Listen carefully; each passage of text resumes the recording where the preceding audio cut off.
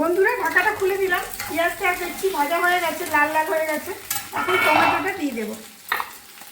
Tomato আর কাঁচা লঙ্কা আছে এর মধ্যে, দিয়ে দিলাম। আর এর সাথে দিয়ে দেবো নুন হলুদ।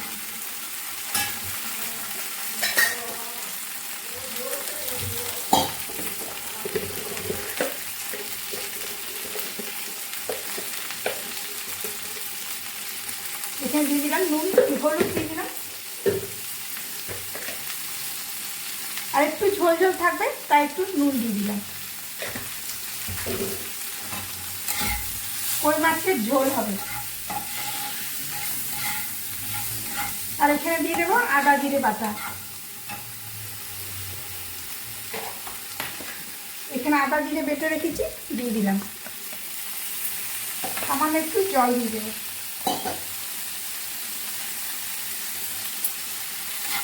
হলুদটা পুড়ে না যায়।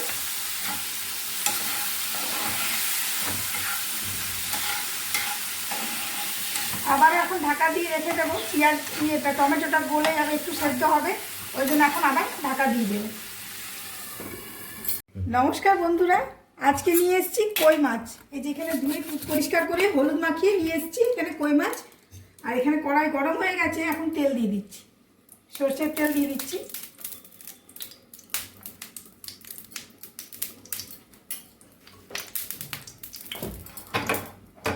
আর এখানে আলু দেবো, পেঁয়াজ দেবো, টমেটো দেবো। এখানে আলু ছোট ছোট করে কেটে নিয়েছি, আর এখানে পেঁয়াজ আছে। কড়াইটা গরম হয়ে গেছে, এখন এদিকে এদিকে তাকাও, ওদিকে ছাড়ো।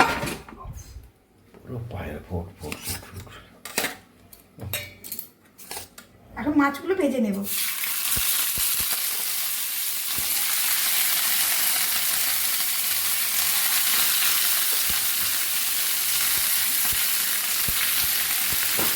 মাছগুলো ভেজে নিই, তারপরে দেখাবো।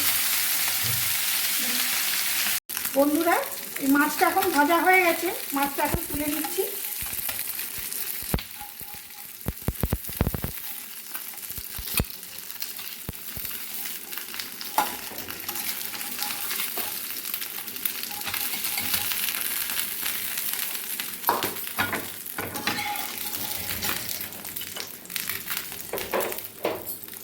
এখন সামান্য একটু তেল দিয়ে দেবো। আর ফোড়নে দেবো জিরে জিরে আর তেজপাতা। এই যেখানে তেজপাতা ধুয়ে রেখেছি দুটো, ছিঁড়ে দিয়ে দিচ্ছি।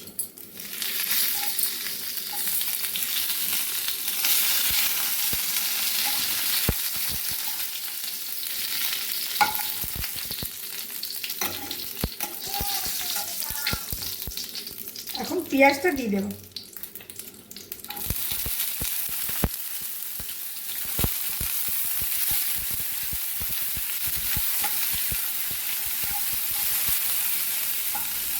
সঙ্গে আলুটাও দিয়ে দিচ্ছি। আলুটা দিয়ে এখন একটু সেদ্ধ হবে, সেই জন্য এখন চাপা দিয়ে দেবো। বন্ধুরা ঢাকাটা খুলে দেখছি, এখন টমেটো আমার গলে গেছে, সেদ্ধ হয়ে গেছে, আর মশলাটাও ভাজা ভাজা হয়ে গেছে। এখন আমি জল দিয়ে দেবো। আর আলুটাও সেদ্ধ হয়ে গেছে, অর্ধেক সেদ্ধ হয়ে গেছে, একটু জল দিলেই সেদ্ধ হয়ে যাবে। এখন আমি দিয়ে দিচ্ছি জল।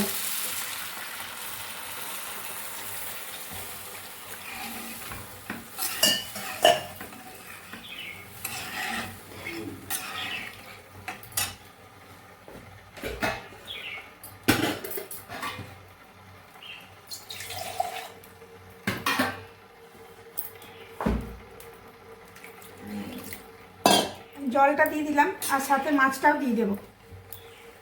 মাছটা ভেজে রেখেছিলাম, এখন দিয়ে দিচ্ছি। এখন ঢাকা দিয়ে দিচ্ছি, আবারও 5 মিনিট পরে খুলে দেখব। বন্ধুরা ঢাকাটা খুলে দেখছি, মাছটা তো হয়ে গেছে। আলুটা দেখে নিই ঠিক মতো সেদ্ধ হয়েছে কিনা। আলুটাও একদম সেদ্ধ হয়ে গেছে, আর মাছের ঝোলটাও ঠিক ঠিক আছে। এবার আমি এখানে ধনেপাতাটা দিয়ে দেবো।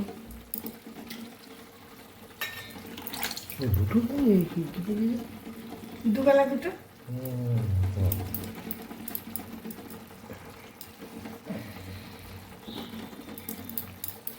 ধনেপাতাটা দিয়ে দিয়েছি। মাছের ঝোল রেডি। এবার ভাতটা বেড়ে দিলেই হয়ে যাবে। ঠিক আছে বন্ধুরা, আজকের মতো টাটা।